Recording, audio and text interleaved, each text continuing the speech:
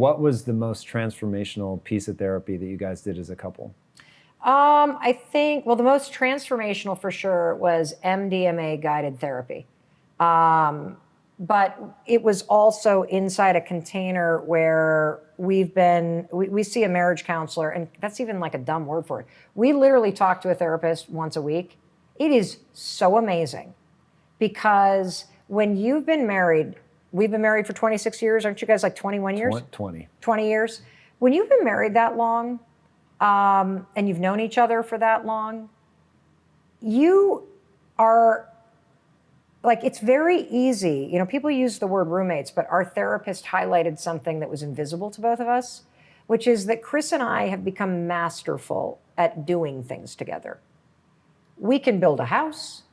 We can organize 3 kids on a calendar. We can coordinate, you know, who's going to the vet with the dog. We can do all that stuff. And we can still go out on a date night. And we can still, like, you know, have a great time together and go hiking in the woods. But there was a level to which, emotionally and spiritually, we were sequestered from one another. Explain the difference between emotional and spiritual. So emotional is, in my book, the things that you're feeling. Mm-hmm. And spiritual is a deeper landscape about the meaning in your life and your sense of purpose. And so you guys just weren't sharing those things? I think we had gotten so busy and had fallen just into kind of the logistics of 3 kids and a dog and building a house and businesses and just how busy life is for all of us, that we were not creating these deep moments of coming back together and really unpacking what we're thinking about. And we also had a very unhealthy dynamic. And the dynamic was this. Because my coping mechanism with the alarm is to go, go, go, go, go, go, go, go, go, go, go, go. I'll take care of it. I'll take care of it. I got it, like over-functioning anxiety. And because, and, you know, I also, you know, just being kind to myself, my success, Tom, came at a time where, you know, Chris and I were struggling financially. And so much of my success was fueled by crisis. Sure. And so when I first started getting booked for speeches, shit, we had liens on the house. We were major, like hundreds and hundreds of thousands of dollars in debt. Chris had left the restaurant business. He was on a 2-year, like trying to just deal with depression, and he had stopped drinking, and he was just lost. He felt like a complete failure. So I am out there on the road. I'm like, yes, yes, yes, yes, yes. And I had this one focus, which is like, pay off the liens, get the savings back, start paying our bills. And that all happened, but I never clicked out of that mode. Meanwhile, I'm married clearly to a man who is so deeply spiritual. He's a certified yoga instructor. He's done the 500-hour Buddhist meditation training with the Thich Nhat Hanh Monastery. He leads, you know, and started this men's retreat shoulder. He wants to be a death doula. I was going to say, that's like the capstone there. Yeah, and he's married to a freaking hurricane of emotion, right? And so he's my rock, I'm the tornado. He is the foundation of our family, I am the entertainment, like, that rolls in. And it works, but it doesn't work. Because what was happening is we were getting further and further and further away from one another. As I got busier and busier and busier, Chris's coping mechanism for the alarm that goes off is to withdraw. And so Chris was withdrawing into smoking weed, into his work, into being a stay-at-home dad, and we were not seeing each other. We were not connecting with each other. And so Chris started to tell himself a story that she doesn't need me. And she's too busy. And, you know, why would I buy her a Christmas present? Because she's probably already bought them anyway. And the things that I do, like, you know, she redoes them anyway. And now, meanwhile, got this story where I'm like, why isn't he buying me a birthday present? Like, why didn't he plan a party? Oh, I'll just do it. And so our coping mechanisms for those alarms of feeling separate, which we're both feeling for one another, are literally the exact opposite of what we both need from one another. And so it just gets bigger and bigger and bigger. And yet, on the surface, we're functioning. And life looks good, and we're laughing, and we're enjoying each other. But the big wake-up call for me, and I now realize I'm really answering the question that you asked me, which is, what was the thing that led you on this path of really trying to figure out how to be happy? Is I realized during the pandemic how profoundly lonely I've been. I have been profoundly lonely in my business. I have been profoundly lonely in my marriage. Not that Chris isn't there, but just missing this like amazing connection that Chris and I have had for so many years.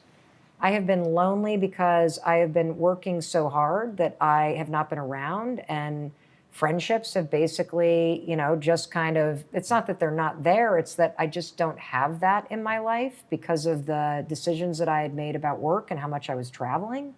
It all makes sense, but I just realized, I'm fucking isolated. I'm lonely. I love the work that I do, but in terms of, it's what I've got. And I don't want to be that person. I don't want to wake up and, Oakley's graduated from college and I missed it. I don't want to all of a sudden feel like, Chris is now off doing these things and I'm not a part of that. Everything that I've been building was meant to fix our financial problems. And I realized I missed out on why I was doing it in the first place. And it's a very easy thing for we overachievers and our high anxiety functioning kind of people, and people with anxiety can get into. And so COVID was such a gift, even though it was very, very painful, because it broke the paradigm at its core. And I realized that if I was going to fix this, I had to address this feeling of being deeply lonely. And that meant there was a shitload of stuff that I needed to change about my business, about my habits, about the rhythm of the week.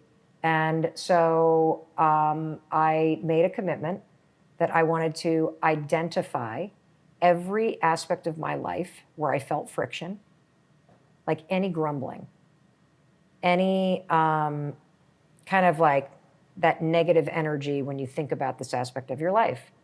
And the interesting thing about when you set an intention or you decide that you're going to change your life is that if you watch this episode with Tom and I, and you're like, okay, I'm going to be happier. Guess what? Life does not hand you happiness. It brings to the surface all the shit that's not making you happy. Because as long as that shit is there, there's no room for happiness. So when I said I want to remove everything that creates this sort of real friction inside me, of course, what rises to the surface is not calm and peace, it's everything that's broken.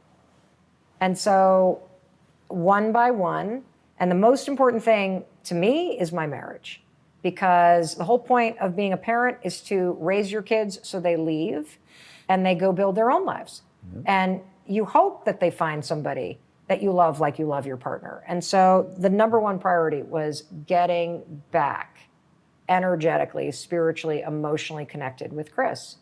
And it was a painful process because when Chris's coping mechanism for stress and anxiety and feelings of not being worthy were going up, his coping mechanism is to withdraw. And so having a third party that would facilitate conversations gave Chris this platform to be able to speak. And it gave me this platform to just be able to listen and to start to work on this muscle that I had honed over time of fixing everything. And what Chris really just was missing for me is just being together and being heard. And I had jumped so into a mode of doing and fixing that what Chris needed most, again, we're back to this mismatch thing. I was becoming a mismatch. It's not like we were on the verge of divorce or anything, but just if you feel lonely or disconnected in your relationship, go to where there's a mismatch. What is it that you need that you're not getting, but you're afraid to ask for? How did MDMA help with all this? I really think, I wish the world could do this. So we found out through a friend who had had this experience with two therapists that are involved in all of the MAPS protocol. And and there's this big community in this area of people that are doing the integrative therapy that happens like after an experience where you go in a therapeutic setting and you do MDMA or you do psilocybin or psilocybin, I always say it wrong, or ketamine, psilocybin or ketamine or any one of these incredibly encouraging and awesome new modalities that are out there. And so there's the thing about it is that everybody focuses on the actual like hallucinogenic experience, but the real magic is in the integration therapy that you do for 6 to 8 weeks or a year or whatever to actually take that experience and apply it into your life. So with MDMA, which I think the street name is ecstasy or Molly, you go into you go into a room, and for us, it was like, imagine a barn that's like a nice yoga studio with a wood burning stove, and the therapist couple that helped us do this and facilitated literally looked like you would buy the most amazing produce from a farmer's market from them. Like you just want to hug them, amazing married couple. And this modality had changed their marriage after decades. And so we go in, you set an intention, you then take whatever it is that you take, it's in a pill form, and then you sit and talk. And about 30 minutes in, you start to feel warm. And so they want you to then quickly get onto your like cots or mattresses or whatever you're on. And the wife was with me and the husband was with Chris. And you put on this mask, and then you put on these headphones, and they have a 6-hour-long, delicious playlist. And it is the most magical. I thought you guys are going to be talking for sure. Oh, no. It's not an external experience. It's an internal one. This is shocking. It is totally different than taking So you're X at a in the concert. same room, Yes, but you're you're in the not same room. talking to each other. At all. Are you just listening to music? And you're blindfolded. Are you meant to think about your Oh, partner? dude, no. So wait till you hear this. Okay, so. Did they give you instructions before the headphones go on? Well, all they said is, like, if you need anything, just reach over and one of us is sitting there. And if there's something that you want to remember, say so and we'll write it down. If you have to go to the bathroom, like, we'll help you get to the bathroom. Right. And are you listening to the same playlist? Yes. Okay. And they're listening to it too. So it's both in your like crazy, like the high def headphones. Right. And they're listening to it in the room. And Tom, we've now done this twice, the full protocol, which I'll explain. The first experience was completely different than the second one. Interesting. And what they say is that the medicine, the music is the guide. Because what happens is this. When your vision is blocked and the music begins, when you drop into the MDMA, and the reason why MDMA is so helpful is because it blocks the amygdala. So in guided therapy with an intention, you can revisit things in your life. But they're not guiding you. The music theoretically is and guiding your intention you. is. Uh-huh. But if you want to talk, they're there. So I'll explain what happened to me.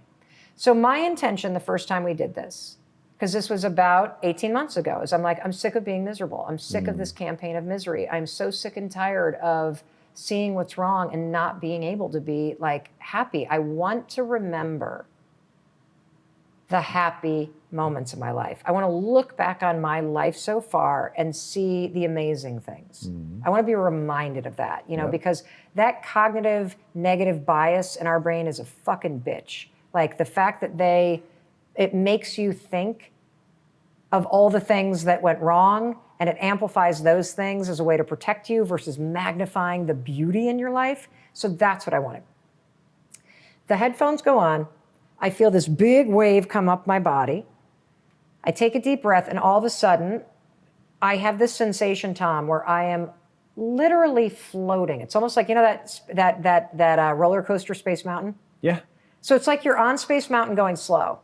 And I'm in the air and I'm flying, and all of a sudden I realize, oh my God, there's Bear Lake. There's the lake I grew up on. And I swoop down. And there I am with Jody Bricken, my childhood best friend. and we're ice skating. Is this vivid, like hallucination It kind of thing, or is just like a memory? no, I was there. Like, it's not even like a projection. It's like you're in the movie. And I was in the thing. Like, it was just this relived experience. And so what it's doing is it's unlocking your subconscious and allowing you, because it suppresses the amygdala, to experience things without a fear response. Okay, so we're with Jody Bricken. Yep. So that lasts, and then the music changes. Like, you have no. Did we learn a lesson with Jody? No, I'm just like there. Just there, I'm just like feeling good. And I'm like, Jody, holy what's shit. up? And then the music changes, and I see these like little feet, like a baby. And I look up at the sky, and I'm looking from the perspective clearly of the stroller. And I look up at the sky, and it's this bright blue, impact blue theory blue. And there are these big clouds. There are kites everywhere, Tom. And then I look ahead, and it's my mom and my dad. And she was so fucking young. Like, I saw her in that moment, and I saw something that I'd never like allowed myself to consider, which is, holy shit, they were kids. And here they are in the middle of Kansas, and their families are a 2-day drive away, and they got this brand new baby. She was so young. And I had never stopped to think about what it must have been like for her. And I felt this huge wave. And I reach for time. I'm like, I can't handle this. And she's like, yes, you can. She's like, what are you feeling? And so she puts her hands on my chest, and I start breathing in deep. And I just am like, I felt so much love for her. And, you know, we've had this intensely loving, intensely like combative relationship. And I think at a deep psychological level, she said as much. She gave up everything to have me. And so there's a real tension of feeling deeply proud and also feeling like I never got to do that. Right. And so it really shifted something in me.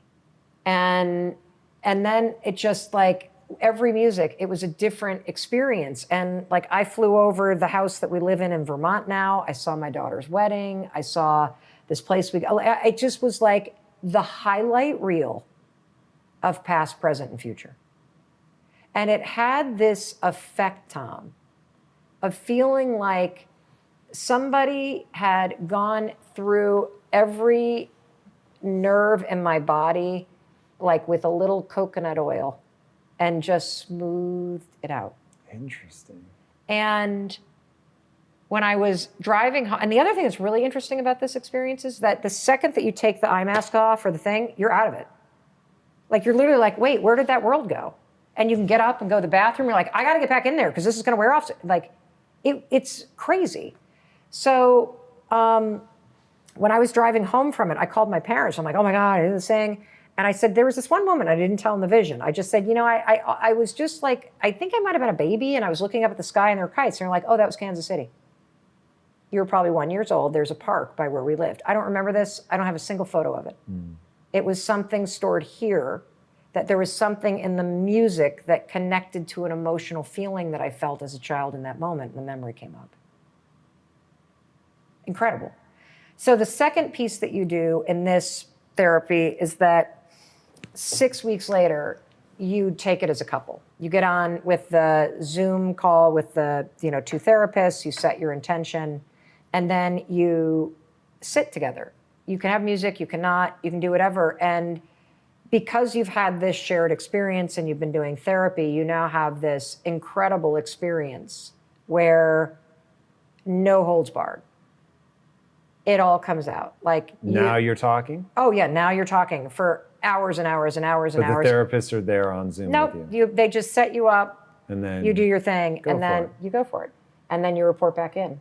And that two experiences, literally, it was as if somebody reconnected that energetic between the two of us, and it hasn't left.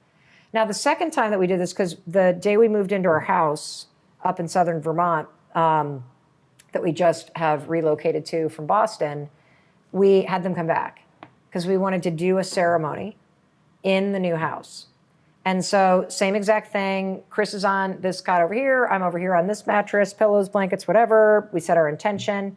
And I say, I want to, because now I'm working on happiness and I'm working on catching this campaign of misery, which is what I refer to as this framework that I had where I didn't even realize how much I kept myself company by complaining to myself, mostly about me, mostly about like the things I was doing wrong. And it was the high five habit that had me start to see it and interrupt it. And once I noticed it, it was sort of overwhelming how often the first thing I thought about was negative. Or it was focused on what I wasn't doing. Or it was jumping ahead to 15 things I didn't need to worry about today. But I was so used to it in the background. And it's very common. You could adopt these things from parents or not or whatever. So we take the thing, we put the iPhones on, headphones, we're in our brand new house. I have this expectation that it's just going to be magical. Nothing fucking happens. And so I'm laying there. I'm like, where's the fucking visions? Where's the kites? And I'm starting to get agitated. And I'm starting to feel friction. And I start tapping on the, I don't think you guys gave me enough because I'm not seeing anything. She's like, it's working.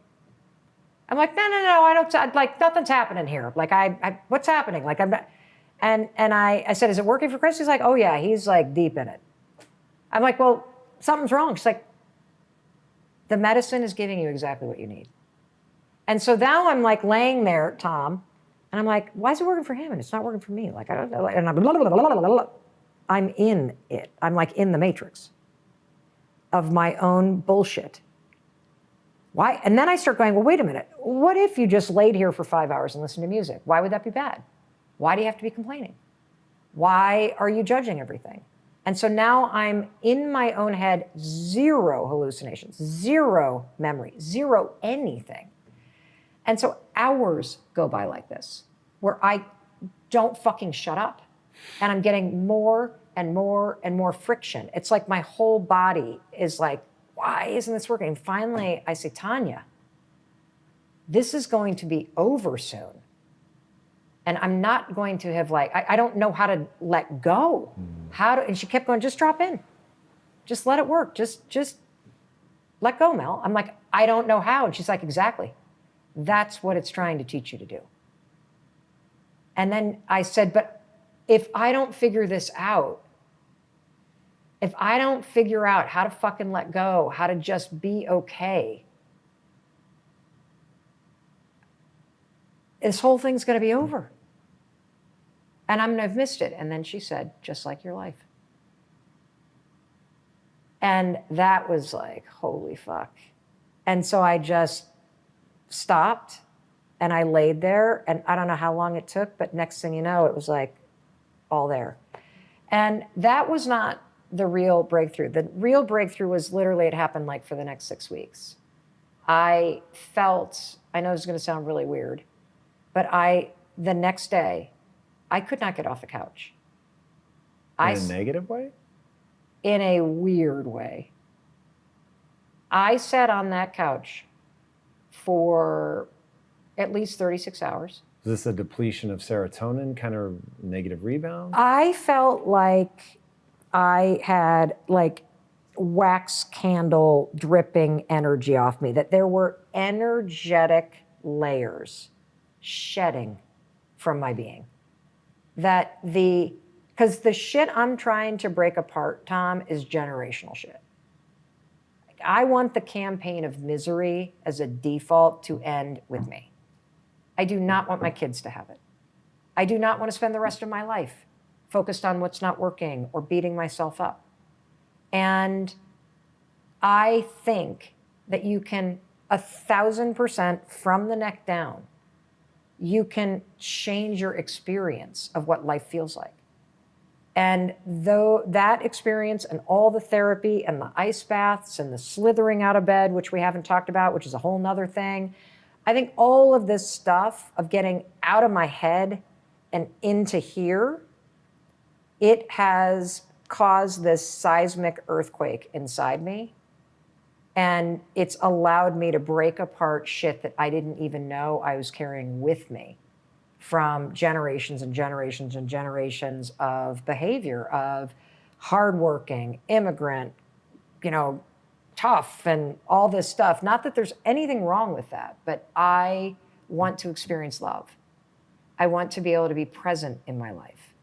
I want to feel something other than something's wrong or, okay, we're laughing now, but all right, now we're back at the grind tomorrow morning. That there's a way to go through life, I know it, where you feel more like you're on that raft above the wave. And this like shedding from that experience lasted like 4 or 5 weeks. It was wild, absolutely wild. And I feel, is this sustainable? I don't know. I think it's like any other muscle. Catching when my thoughts go, like even today, when we were filming our podcast earlier today and the shit's going sideways and the truck's backing up, the old me, I would have literally been up here. I would have sounded different on the podcast because I would have gone right up here and started doing the thing I do. And I was able to just, it's gonna be fine, guys. It's incredible. That sliding door moment can dictate whether your relationship fails or whether it can be like you, where you can sit here right now and you can say, we've overcome this. Well, number one, couple rules around this for me personally. You have to be willing to work on yourself. So couples therapy, in my opinion, doesn't work that well if you're not also willing to work on yourself. Second, you cannot change your marriage alone. Can't do it. And so if you're in a situation where you're working on yourself and you're willing to change, but you have a partner that won't go to therapy or won't work on themselves or won't get sober or won't take, like I actually said to Chris, one of the conditions is you have to take medication for a year for depression. Dr. Amen just looked at your brain and said normally when he sees a brain like this, they're already dead. Not from natural causes.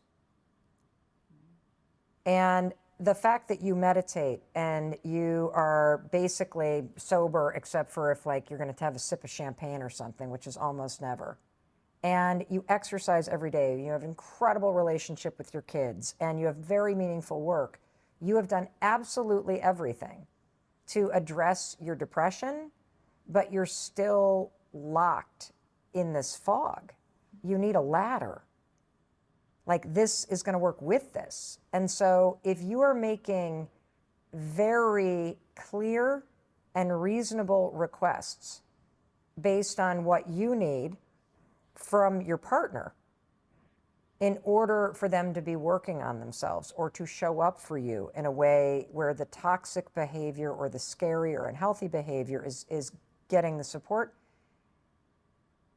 If you have somebody that will not go to therapy or will not actually do the things that are a bare minimum that you need them to do to stop yelling at you, to stop, you know what I'm saying, that sort of thing, then you're out. Did you give him an ultimatum then? I did, about the medication. Did you? Yeah. Because he had been struggling for a long time. And I didn't even realize how much he had been struggling. And the medication was something that I needed him to do because there was a fog there. And I could see that there was a fog there. And I knew that it was something bigger than him. And so it made a huge difference. And after a year, it had made a huge difference. He doesn't take it anymore. How did you do the ultimatum? Sorry, this is one of these so powerful things that you kind of like, yeah. Everyone at home is like, how do you do that? You sit down and tell him. And you tell him in therapy. It was over the course of literally months and months and months of talking about particular issues. And then finally I said, here are my non-negotiables.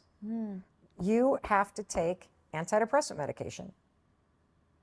And what was interesting about it is the reason why, because Chris is not anti-medication, but it triggered the feelings of being a failure. And finally, he connected the dots to this deeper story.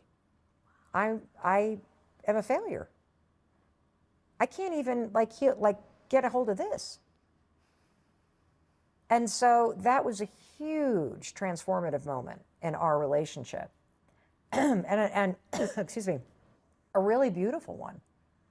And, the thing is about my husband is he is the kindest, most amazing person.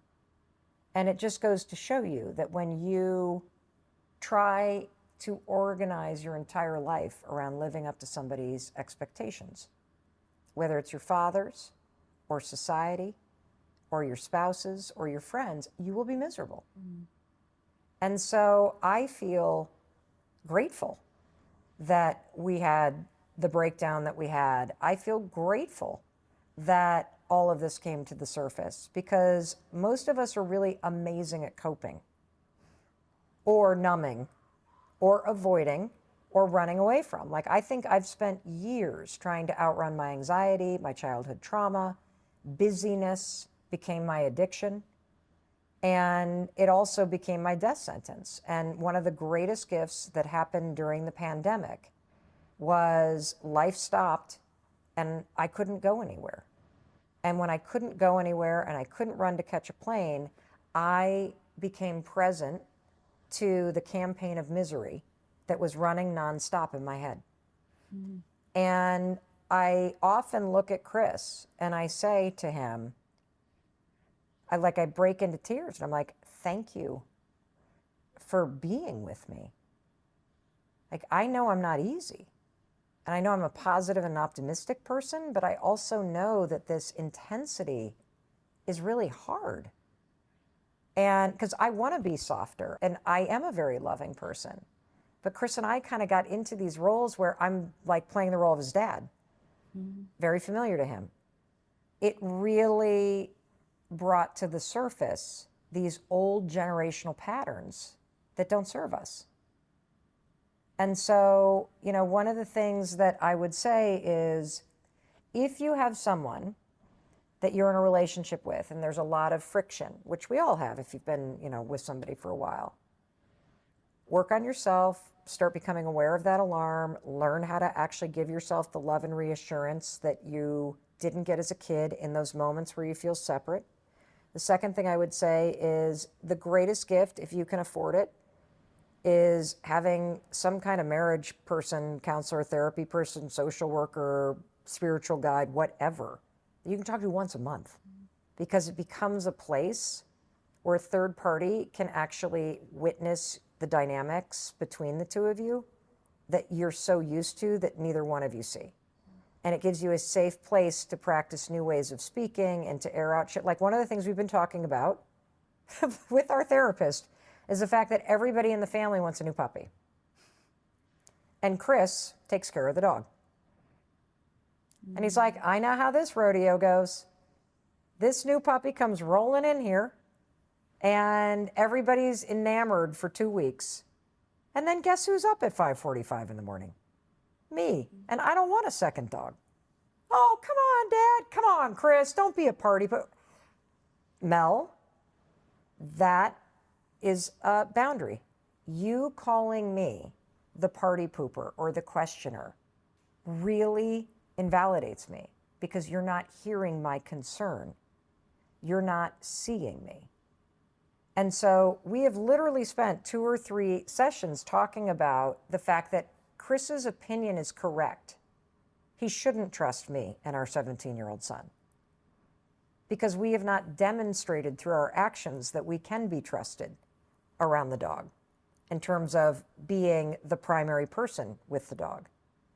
And so we had to come up with, well, what are all the things, if my son and I really want the puppy, what are all the things we would have to do? And so it was a really interesting conversation because I had to see my own toxic behavior of using enthusiasm to bulldoze people. Oh, and that's what actually I was going to follow up and ask, because you said earlier we've got into a pattern. And so especially when you've been with someone for a while, that pattern, sometimes you don't even realize it's a behavior, right? You're just like, oh, it is, versus, oh no, I'm bringing this to the table over and over and over again. So just like you said, that's so powerful of that you used your enthusiasm. And I've heard you also speak about how, you know, the dismissiveness in the language that we use, but sometimes may not realize we're using it. There was like something that you said one time, Chris asked you like, or something like, well, what's the weather like? And you're like, I'm not a freaking news reporter. Things like that, where sometimes like maybe you are just joking, but it underlying, if you do it over and over and over and over and over and over and over again, even if you say a little comment like that, then maybe you are just joking, it's built up where now that is something that has actually triggered him that now makes him feel dismissive. How do you start to unwind that pattern? I think you just start to do it by noticing. Again, it's going back to this like really simplistic advice. If Chris says to me, what's the weather going to be? And I'm like, I don't know. Do I look like a weather reporter? Something like that, like really just snarky ass thing. If I say that to him, he is going to feel the friction in his body. And he is going to have an experience that he doesn't matter. He is going to, in that moment, his body will remember opening up the door of his childhood home and nobody's there, yet again. And so, and it doesn't matter what he does. Doesn't matter if he asks nicely, he was just curious. He thought since I was up early, I might know.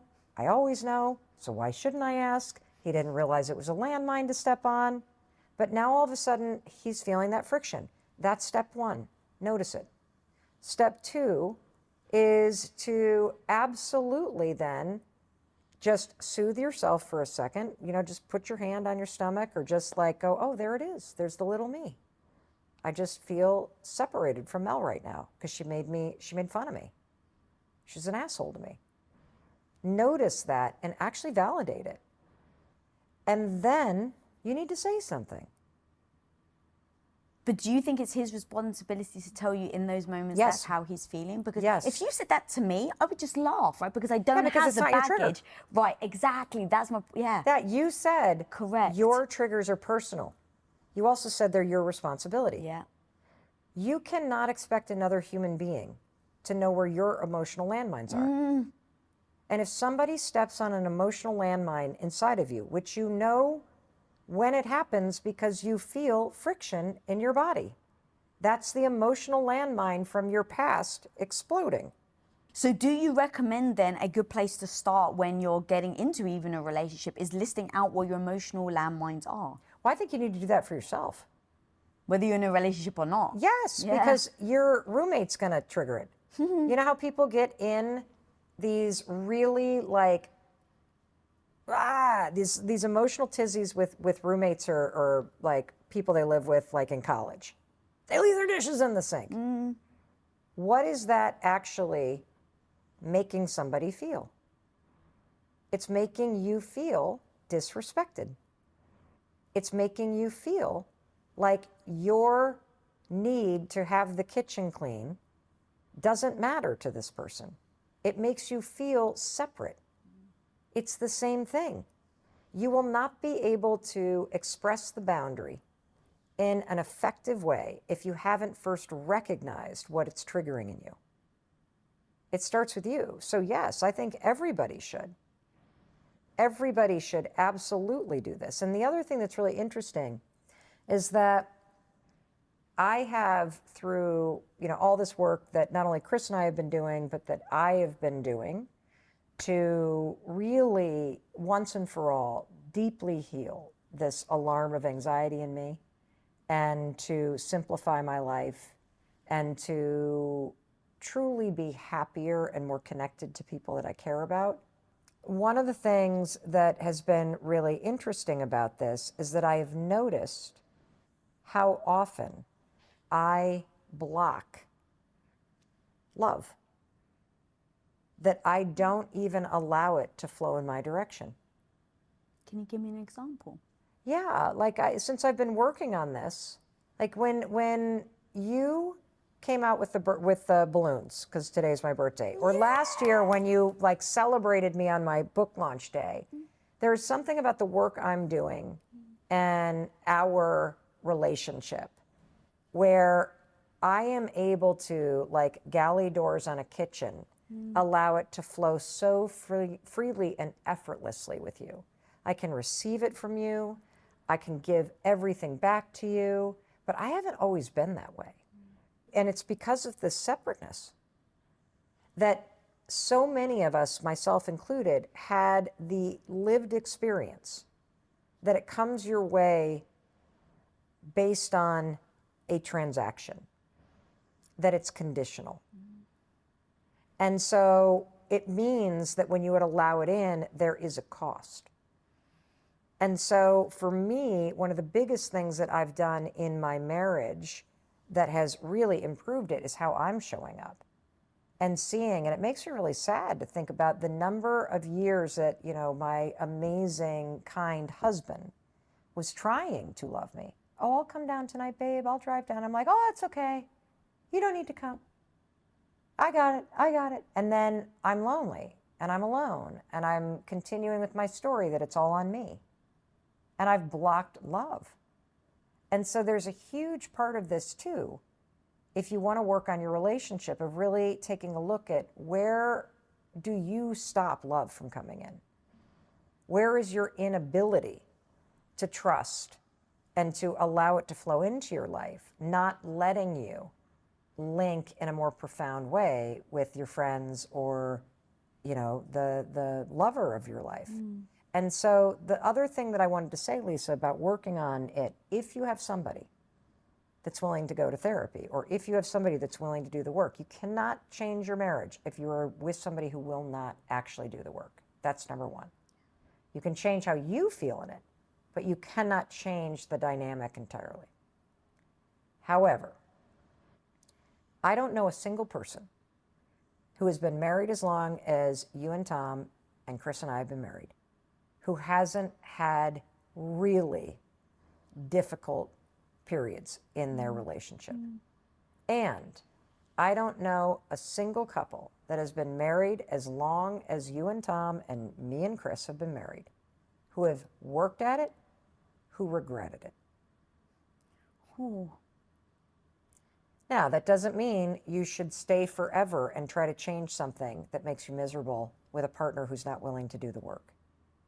But if you have somebody that is willing to meet you halfway, you will never regret at least trying to make it better. Dude, I think that is so freaking strong, because the amount of people that, and you actually answered my next question, because the amount of people that will stay in a relationship and try and make it work, and then 8 years later, they look back, they leave the relationship, like, I've just wasted 8 years of my life. They weren't going to change anyway. I spent the last 8 years trying. And literally you just answered, it was like, well, are they willing to or not? Yeah, like you need to, like, you're not trying to fix the relationship if they're not actually meeting you halfway. And look, it may take you 8 years to do the work personally. Right.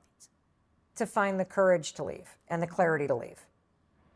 You may be so conditioned from your childhood, or you may be so spun around by somebody who has a narcissistic personality or somebody who's abusive.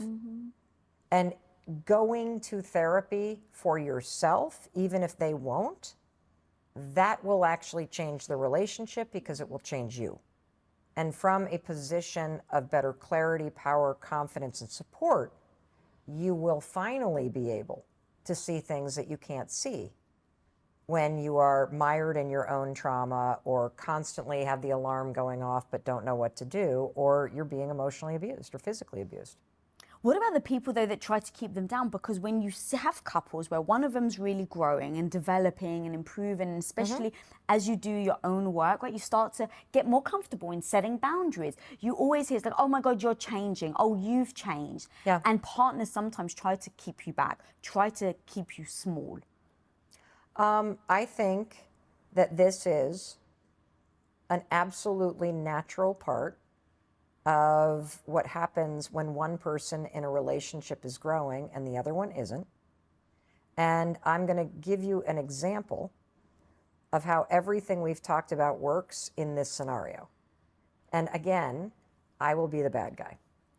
So, Chris, as I mentioned, does not drink.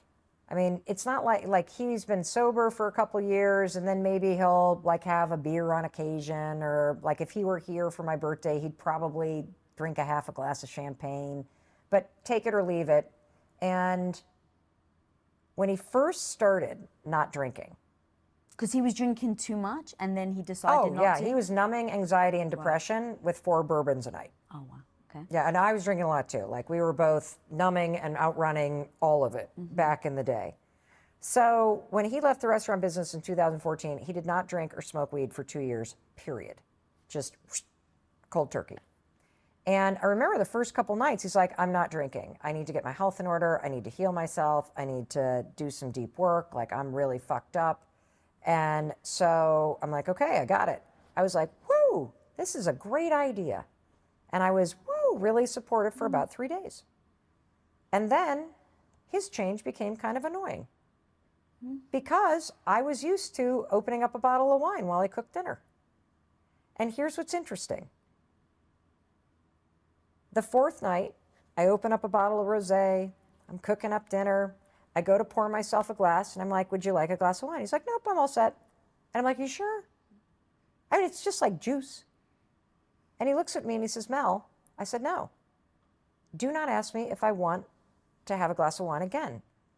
And I said, well, I'm really sorry. You're right, you're right, you're right. Oh my God, you're right. You're trying not to drink. I'm so sorry. It's just that I feel self-conscious opening up this bottle and pouring myself a glass of wine. I feel like there's something wrong with me. And he said, Mel, nobody cares what's in your cup but you. And if my choices are making you question yours, maybe you have some work to do. And so I want to tell everybody that story because when anybody grows or changes, it makes the people around you question what they're doing. So if you stay in on a Saturday night and your whole group of college friends are used to going out, but you're staying in because you're working on your business plan, people are going to go, come on, Lisa, but come on, because you staying in makes them stop and think about what they're doing. When you start getting up at 6 o'clock in the morning and going to a new spin class, when your roommates are sleeping and hungover, or your partner is, it makes them question why they're laying in bed. And it's easier to poke fun at you, just like I did with Chris, than to actually push yourself to change. And so that type of behavior is 100% normal. You should absolutely expect it. And if it continues, do what Chris did and push back on it. That's, again, this boundary thing that you have to know your triggers. God, I love that. And you're so damn self-aware and so open because you said it earlier, like, I'm the asshole. I think just admitting it allows you now to change, right? It now allows you to have that better relationship. And so in moments like that, where you do this reflect, I can just imagine, like, as you were saying, I was like, oh yeah, I get it. Because when you're with someone, there's a certain behavior that then gets accepted. They accept you, you accept them. And then by them stopping it, it now may bring up shame, guilt, all the things that you don't feel when they do it with you. But now all of a sudden, you do feel it because now you're quote unquote alone. Yeah, I'll give you another example. And this one's like really benign, but again, it's one of those little things in a relationship that can like explode into a big thing. So the other night I was home in Vermont and I'd spent the day working all day, and we were leaving the next morning to start this 2-week trip to go on the road to promote the podcast. And so I finish working at like 5:30 at night. I come out of the upstairs office where my, podcast studio and where we work, come down into the kitchen, give Chris a big old hug. I'm so excited to hang out with him. And he's like, oh, I forgot to tell you, I have a 2-hour Zoom call tonight because I'm leading a discussion about, I can't remember what it was, for all the alumni of Soul Degree, his retreat. And I felt that, like, that kind of like, are you kidding? That comes, that little injustice, that little, like, what this is my, And because of all the work I'm doing, I noticed it. I always like put my hand right here. And then I just said, oh, okay, well, I'm sad. I need to tell you that I'm sad because I was really wanting to just be with you tonight. And he said, I know. I said, I'm really sorry. He said, I don't know why, you didn't see it in the calendar. I apologize. I spaced that tomorrow you're leaving when I scheduled this. I'm really sorry.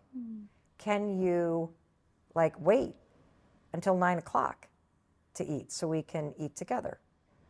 And so instead of it being the old thing, which is me being pissed and then sort of like, oh, okay.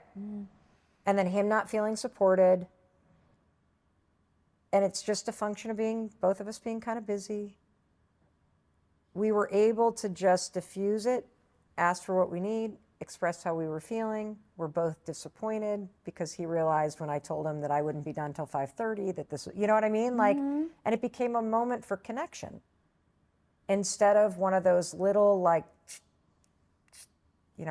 death by 1,000 cuts sort of emotional things that happen in a relationship. And being that honest, I really want people to, you guys have been together for 26 years. I've been with Tom for 22. We just celebrated our 20-year wedding anniversary. And that communication, that level of transparency is forever. It's the work in a relationship, it needs to be as you grow, as your partner changes, you need to kind of evolve together and then be honest with it. And as you were saying the story, literally 2 days ago, so I got COVID weeks back. And so because I had COVID, I wasn't near Tom because he couldn't afford obviously to get sick because if we're both sick, our business stops. And so That was it too. I'm sorry to interrupt you, no. but Chris had COVID for the 4 days. He was also quarantining for 5 days and I felt this deep sadness. Yeah. Did you just totally miss him because you're in the same house and you can't be... It becomes a thing that you have to start to go deep inside because it's easy to go, oh, well, I've just got COVID and you're just in the other room. And so it got to the point where we were FaceTiming each other because he then slept in another room. So we were FaceTiming each other. And then he traveled. And then as soon as he got back, I then left. So literally for 3 weeks, we don't really actually hold hands, have that skin to skin. Then I go away. Now, I got back 2 days ago. And I get back and we've got a deal. I never have to pick him up from the airport. He never has to pick me up. That's a waste of time because now you're driving halfway. Anyway, so because productivity is one of our high values that we both have, it's not productive, babe, for you to come to the airport. So that's just an agreement. But all my other friends, their partners come to the airport to pick them up. I would not. I'd be like, what? Well, actually, when I lived in Boston, it's not true. I would just take a car service home. So I'm thinking to myself, okay, I'm going to take, I don't think twice about it. But there's these death by 1,000 cuts, like you said. And I find myself very secure in my relationship. But it's a death by 1,000 cuts. So I don't realize the first cut starts 3 weeks ago, right? And so now we don't talk to each other. He gets busy. There were a couple of nights that he was in Florida, so the time difference, we missed each other. So we didn't even get to say goodnight to each other. And then it comes to the point where I get back from my trip. He doesn't pick me up from the airport. I don't expect him to, but then I come home. And I expect that, oh my God, baby. And I walk in and he's in this intense business call. So he doesn't even look at me. Now, he's in a very intense business call. So to him, he's like, if I look at her now, he knows how tense he feels. So he's like, if I look at her now, she's not going to feel the warmth. So I just won't look at her. Oh my God. Now, of course, I walk in Yes. and I go, he doesn't even look at me. I would rather the intense look and the pointing at the phone. That's what I would rather. But we're both not mind readers. Right. So in his actions, it becomes the last freaking gaping cut that now I'm just bleeding everywhere, right? If we could stay with that metaphor. And so I just get upset. Now, it's not normally like me. I'm normally emotionally sober. I can normally regulate myself, identify where the uncomfortableness is, where the process. Yep. But I just fucking lost it. And I was like, oh, you don't care about me. And as soon as you start to use absolutes, you know it's an emotional thing. Right. With someone that you love and you've been with. Yes. Right? So it's like, you're not romantic anymore. And it became this big grand thing. And then, of course, bless him, because we've known each other for a while. He's like, okay, my wife, she's been pushed to the edge. So I know, okay, and I even said, I'm really tired. I haven't seen you in a long time. I just need time to cool down, because I knew myself. And I knew that anything else out of my mouth was just going to be more absolute, Right. that aren't actually true. Yes. So going back to your point of like identifying when you're the asshole, I then afterwards calmed down, realized, oh, Lisa, that was ridiculous. You overreacted. You need to say you overreacted. You need to go to him and say that. But you have to do the work and identify where it started from. And that's where I started to go, The feeling of separate. It felt separate. Yeah, 3 and you've been weeks ago. feeling that separate feeling for a while. But I didn't speak up over those 3 weeks, because I was like, oh, well, he's in another town. Well, I've got COVID. Going back to, you just use the reasons and the excuses of maybe why you're not connecting. And sometimes it then ends up on this big eruption. Yeah. There's one more thing that I'm desperate to talk to you about. Yeah, sure. That you dropped to me a few weeks ago. And I was like, oh, we were going to talk about this. Is you did MDMA. I did. With your husband. I did. Talk to me about that. What the hell made you try it? Yep. I'm fascinated. How did you feel? And what were the results? And do you recommend it? There was a lot of First questions. of all, it is one of the most profound experiences I've ever had. I absolutely not only recommend it, I wish that it would become fast-tracked through the FDA even quicker than it's happening right now. Can you explain what MDMA is? Yeah, in case people don't MDMA, know? I guess the street name is ecstasy. It is a psychedelic drug that has extraordinary medicinal and healing benefits, particularly for treatment-resistant depression and PTSD. And there is a massive therapeutic community. I'm not even going to say what state it's in, because a lot of this is being done underground right now, but there's a particular state that has a very robust therapeutic community that is tied into MAPS. And it's a group of therapists that specialize in what's called the integration therapy, which means there's a lot of buzz and talk about all of the kind of tourism psychedelics. That is not what this is. This is not doing ketamine at a party or taking Molly and going to Burning Man. Right. This is going and doing in a controlled, intentional setting a psychedelic drug under a therapist's treatment, and then 6 to 8 months of integration therapy afterwards in order to have whatever it is that happened in that experience impact your life long term. So I've been very interested in what it would be like to do this for anxiety and childhood trauma. MDMA, one of the reasons why it's very effective is it suppresses the amygdala, which is the fear center. And so you can revisit the past or future things that you're terrified about without having a fear response.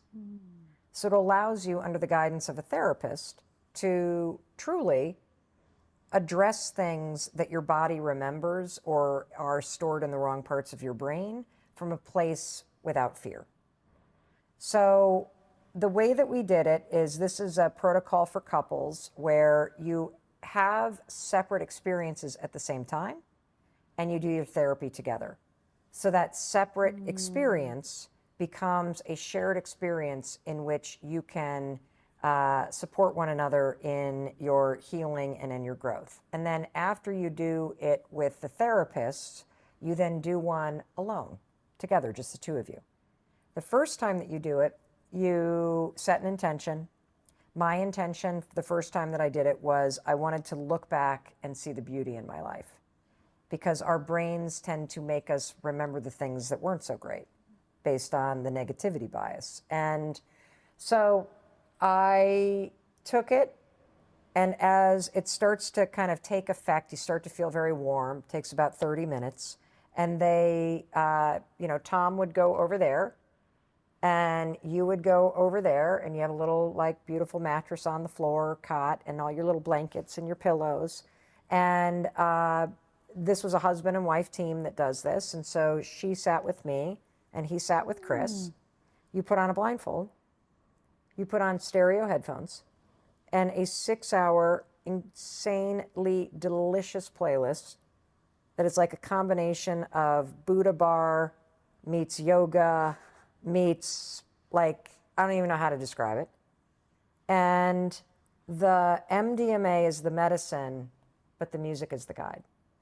And because you have no visual stimulation, and because all you hear is the music, and they also burn beautiful, like, these guys burn like the Palo Santo and like all these beautiful smells that just trigger all this stuff.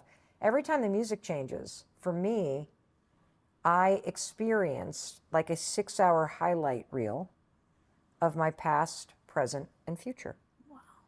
And not watching, but literally feeling in your body. It was absolutely extraordinary. And I left the experience absolutely feeling like somebody had taken coconut oil on a really brittle rope and just smoothed it out in terms of my nerves. Wow. Just this deep sense of calm. And it was just extraordinary. And then Chris and I recently did the second part where we were together on our anniversary. And we were at this beautiful resort, and we had our own little cottage, and we did our ceremony. First you do your Zoom check-in with the things, and then we just sat together on a couch for 6 hours and just connected and talked and just looked at each other, and it was just crazy. It's like the outside world disappeared. I feel like through the therapy we've been doing, through both of us really working hard on ourselves, through some big changes in our lives, moving from the house that we had raised our kids in for 26 years to southern Vermont, all of this has created a whole new chapter and a whole new way for us to grow together as a couple. And it's just been, it's interesting. I feel in many ways like I'm newly married. Wow. Mm-hmm. And that's due to all the hard work you guys have put in. Oh my God. Oh my God. But that's so important. So I heard once someone say, I can't remember, it might have been Tom was interviewing somebody actually, and they basically said like, look, most people want a relationship. And if you do, you want it to be successful, correct? And it's like, yes.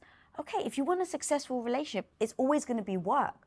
So now the question you have to ask yourself is this the person that you're willing to do the work with? And that really hit me, because I was like, yes, there's no easy relationship. No easy relationship. Well, I love that you said the work, and here's why. I think we try to find people to escape into. Yeah. We try to find people to rescue. We try to find people to fix. But thinking about it, like, is this actually somebody that I would be willing to work on it with? Is this somebody that as a baseline makes me feel respected, that makes me feel like they care about, my needs? And is this somebody that I can talk to? And if you think about it that way, like the work, because it really is, like, I wouldn't want to be in business with somebody I don't trust and I can't talk to.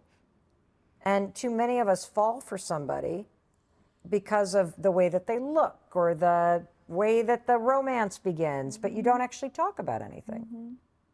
Huge mistake. Yeah. How do you get people to go to therapy but refuse to say that they need it? So how do you get people to go to therapy when you know they need it and they refuse? Well, you can't make anybody do anything, but you can make it clear what your boundaries are. If somebody doesn't think they, quote, need therapy, then the first issue is that they don't understand what therapy's for. Because everybody needs therapy in their life. Now, let me unpack that sentence. You don't need therapy you need therapy in your life. What does that mean?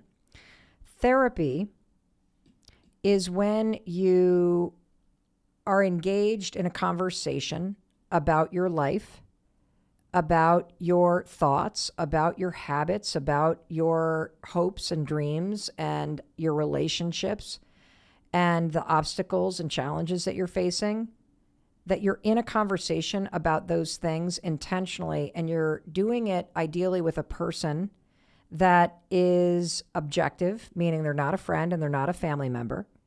And the most powerful thing about the relationship is that because they're objective and because they have some level of training, you're not responsible for their feelings. So this is the one person in your life. You don't have to worry about what they think or about what their feelings are, about what you're discussing.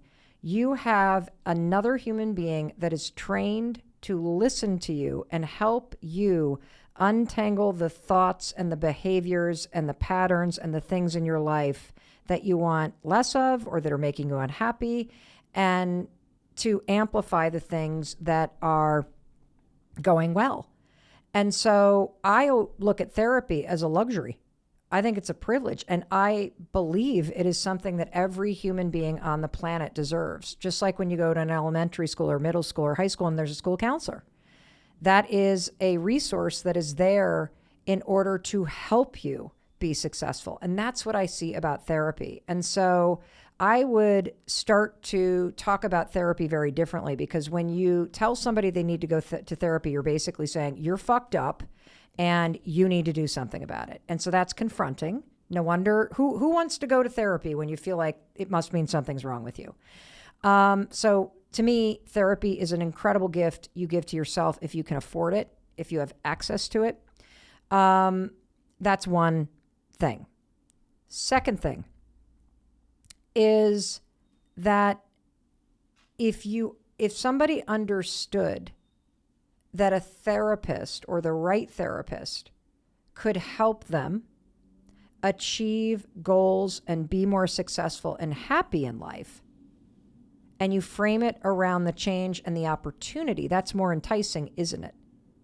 Wouldn't you love to go to talk to somebody if you knew that it would make you feel better, if you knew it would make you feel more motivated and capable and courageous and confident? Wouldn't you love to talk to somebody who could help you strategize about how to deal with things at work, how to diffuse situations with your family? That's what you're doing there. It's not kind of that caricature that we all have in our minds where you're laying on a couch staring at a ceiling and somebody is taking notes and looking in a different direction as you blob on and on and on about the sob story that's your life. That is not what my therapy sessions are like, and that's not what therapy has to be. And so I think you could frame it differently. Now, one other thing. You tee it up like that, and then you got to use the let them theory again. Let them decide whether they're going or not. Because again, you can't force somebody. You can't shame somebody. You can't drag them. If you're a parent, of course, you have agency over your kids, and you should empower your kids to talk to a therapist if you think it would help. But I'm talking adult to adult. That said, you got to let them make a decision, but then you've got to let yourself express what you need. It is 1000% your responsibility to say to somebody, I'm worried about you. I'm worried that you have depression. I can't handle this on my own. It is killing me to watch you struggle. And I need you to see a therapist.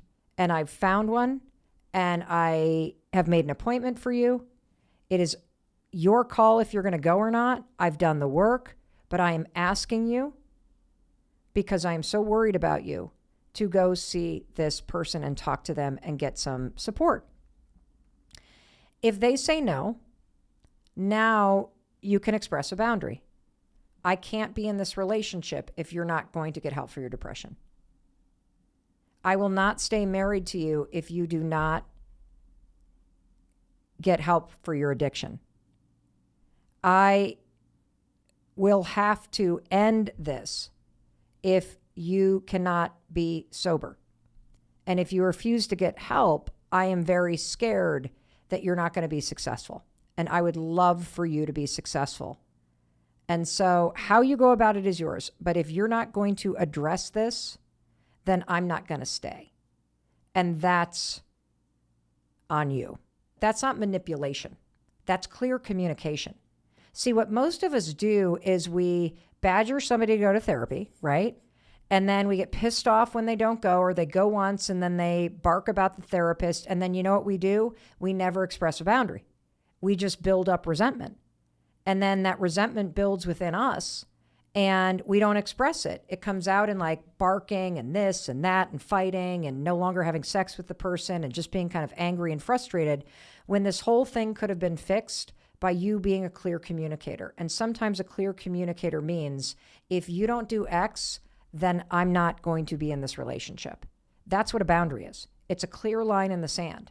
There isn't a lot of gray in this area because most relationships die on the vine because of built up resentment.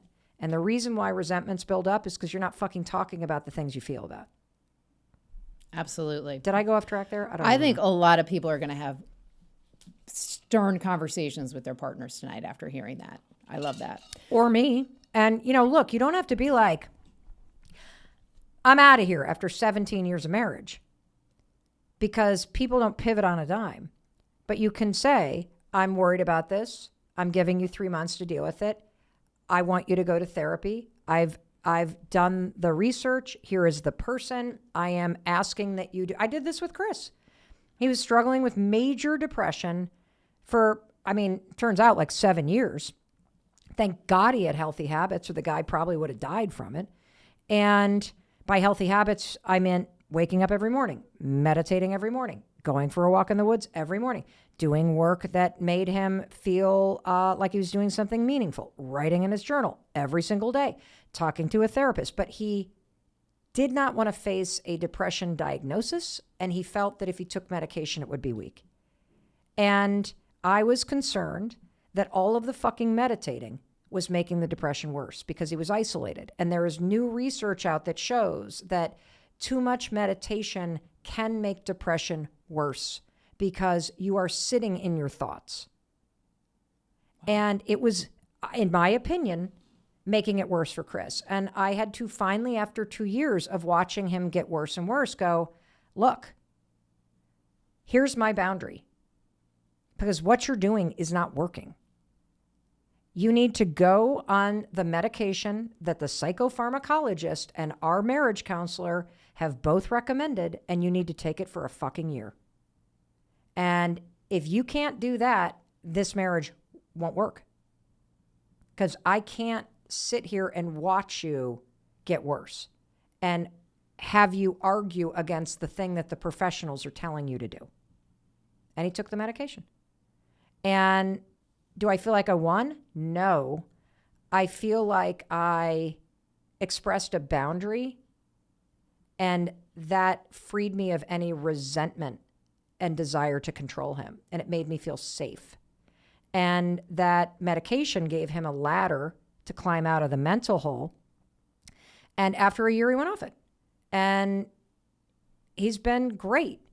And in the words of our therapist, the medication got him out of that spiral, which allowed the therapy we were doing to work.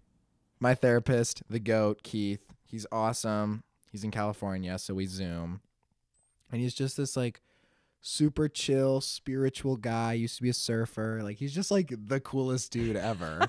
And I love him because he's like such a smiley guy and he's just like fun. And he's taught me all this stuff.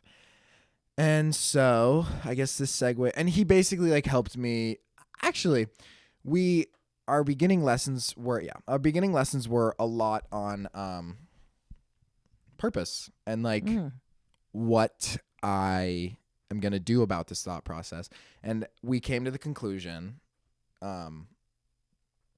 that, or I guess I came to the conclusion with his help, that life does not matter. But us as individuals can make it matter by using purpose and finding our purpose. And so what I discovered with him is that like these thoughts about life not mattering are going to be here. But that doesn't mean they're going to stay, because over time, when I live my life, I'm going to discover what the reason is, or the reason why I want to be here.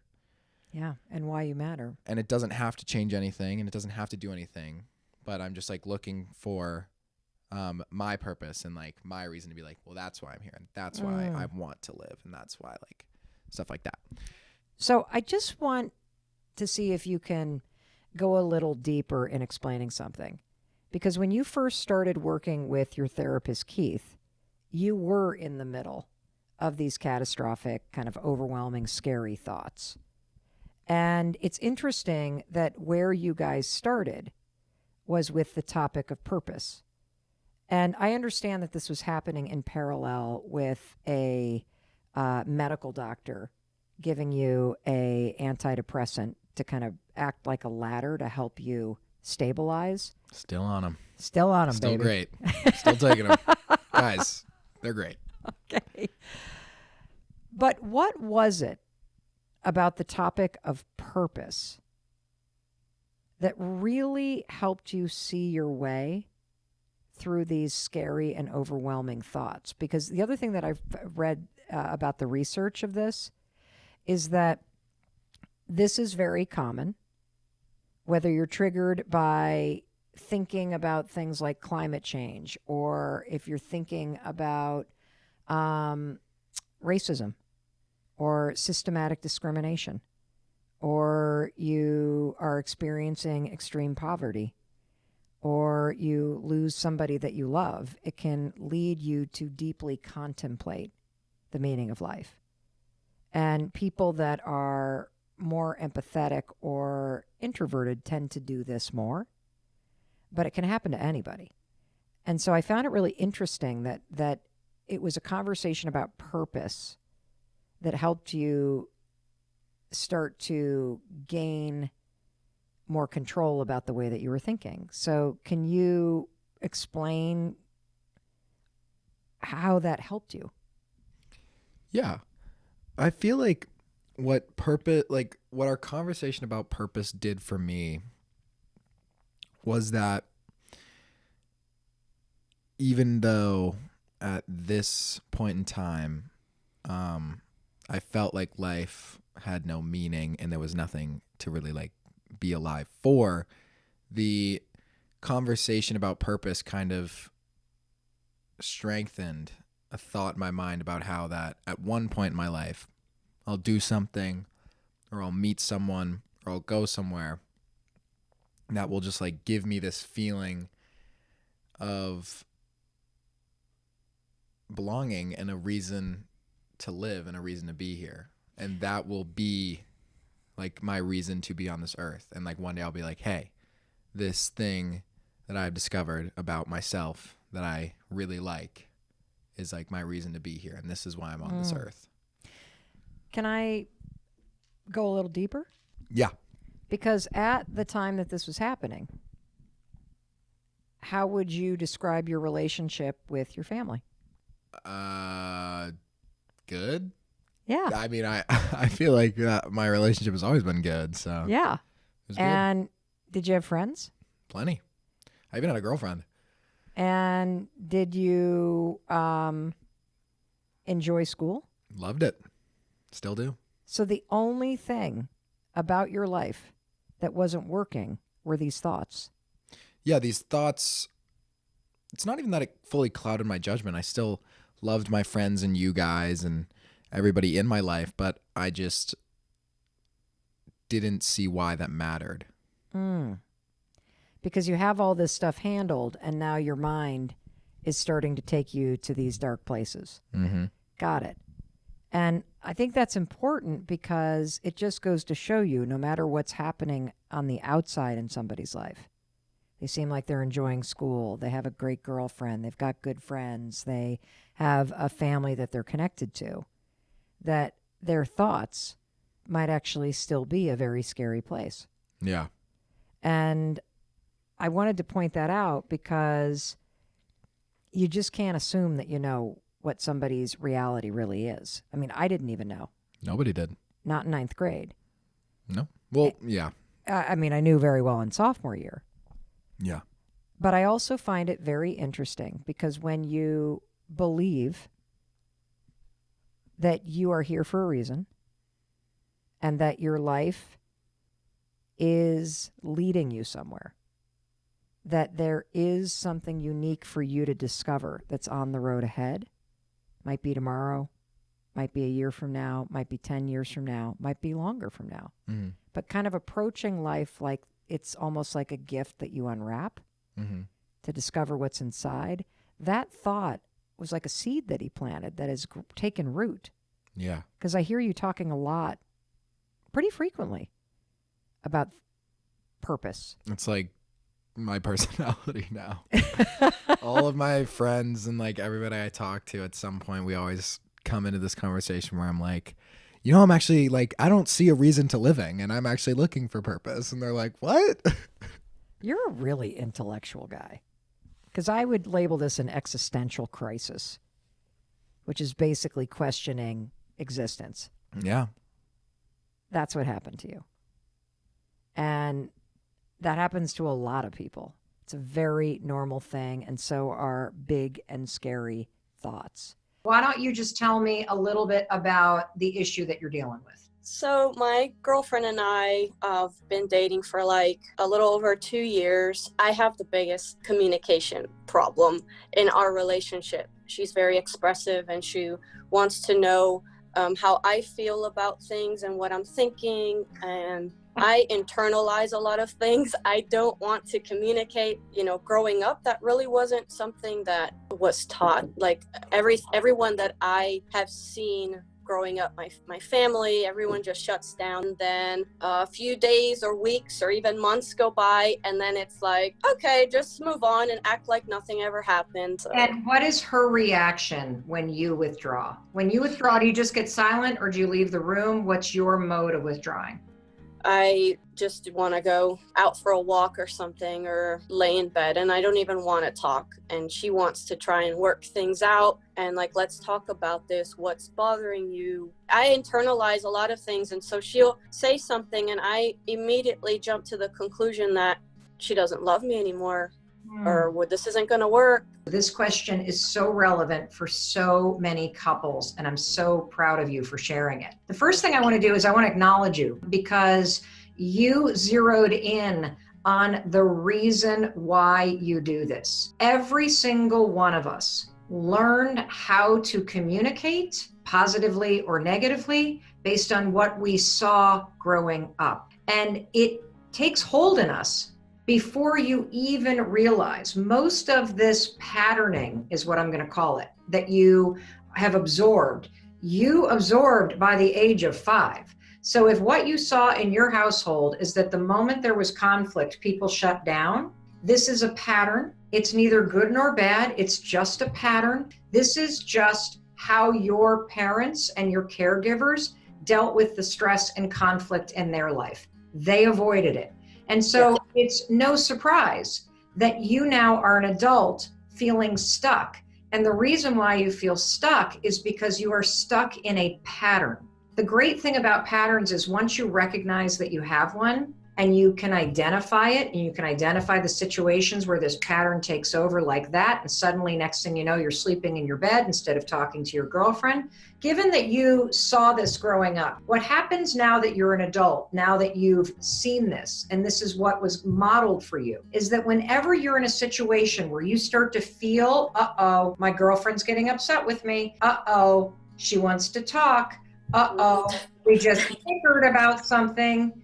Before you even think, I gotta talk, your nervous system remembers what it was like to be a kid in a household when your parents were about to argue with each other or when your parents got upset with each other. And what you witnessed was separation. So before you even think, what happens is your nervous system goes, oh, wait a minute, I recognize this. This is a moment of conflict. I know what to do. I leave when this happens because that's what I saw. It happens before you even think about it. So let me give you some advice for a couple things that you can do. I think the two of you should work together to come up with a sentence that you say when you are arguing. And maybe it is something like, I am not going to leave you. I am standing right here. I am not going anywhere. And we need to talk about this. And you need to stand here with me. What you need is just that reassurance up front. I love you. This is why I'm telling you why I'm upset. Let's work through it. Maybe you need that as a safe word, so to speak, to cue you that this is a moment to stay. The second thing that I want you to do is I want you to always use the I statements.